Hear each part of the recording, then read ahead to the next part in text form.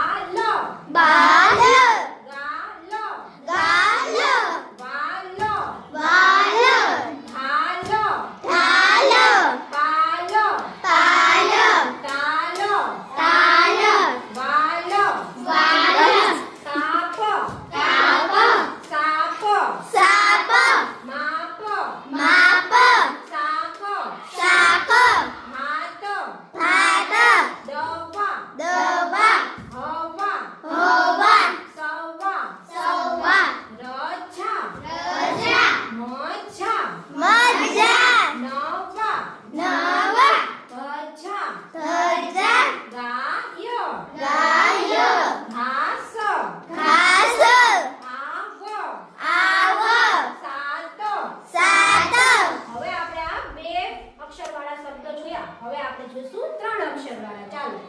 સાગર, સાગર, હાજર, હાજર, ચાદર, ચાદર, કાજલ, કાજલ,